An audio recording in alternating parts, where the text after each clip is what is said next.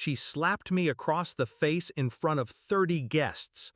Cake on the table, balloons on the wall, my brother still holding the knife like a king waiting for applause. I said, she hissed, "Give him the penthouse." My cheek burned, my chest didn't move, but I smiled, slow, quiet, and I looked at her, really looked, because that was the last time they'd ever see me.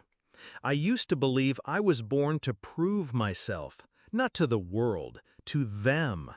My mother with her cold eyes and colder praise. My brother, Julian, born 3 years after me, but treated like royalty since day one. Every A I got, he got a trophy for trying. Every win I earned, he got celebrated just for showing up.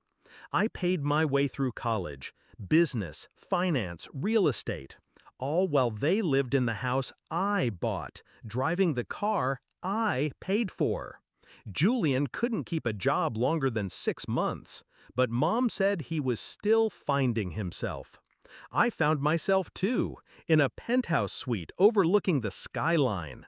Marble counters, private elevator, my sanctuary, my reward. But to them, it was just extra space for Julian's transition into manhood. The birthday invitation came handwritten, family dinner, no excuses. I showed up out of habit, not affection. The moment I walked in, I knew something was off. Julian's friends were already calling him the new king of the tower. One of them even clapped me on the back and said, "Heard you're finally sharing the wealth." Mom gave a speech, all about sacrifice, growth, brotherhood. Then she said it. Said I'd agreed to let Julian move into my penthouse. That it was just gathering dust anyway. That Julian needed to feel like a man. That's when I said no. And that's when she hit me. I didn't say a word, not then. I just stepped back, fixed my collar, smiled, and left. But in my head, something locked into place.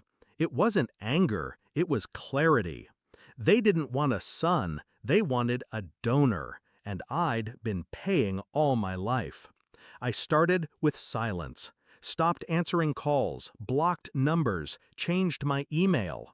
Then I cleaned house. I sold the penthouse quietly, legally. The same week, I terminated the joint bank account Mom had access to. The utilities she forgot to pay, gone. The lease she thought I'd renew for her, canceled. I let her find out when the notices came in. Julian called from a borrowed phone. "Bro, what the hell's going on?" I didn't answer. He texted me a photo of the penthouse. Empty. Where's my stuff? I replied with one word. Sold. He didn't know I owned everything in there, down to the silverware. He called me a monster. I didn't care. I was just getting started. Then I reached out to my lawyer, had him draft a formal debt recovery notice. Turns out every loan I gave them over the years, tuition, car payments, bailouts, I'd documented. They thought it was generosity. It was record-keeping. My lawyer filed claims, froze assets, placed liens. The house they lived in my name. Eviction was fast. They had 30 days to get out. I didn't do it to be cruel. I did it to cut the cord, to stop the bleeding, to finally choose myself. A month later, I went back. Not to reconcile, just to see. They were packing boxes. Mom looked older, smaller. Julian wouldn't meet my eyes. I handed them both envelopes, not checks, letters. To Mom, I wrote, "I spent my life trying to earn your pride. I've stopped trying." To Julian, being a man has nothing to do with where you sleep. Figure it out. Then I turned around, walked out, didn't look back. Now, I live in a smaller place, cozier, quiet. I cook my own meals, wake up without noise, breathe without guilt. I still get calls from old family friends, from cousins trying to mediate. They say I went too far, that blood is thicker, but so is self-respect.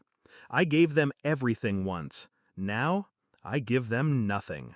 And in that nothing, I found peace. That birthday slap? It wasn't an insult. It was a gift. The last one I ever accepted.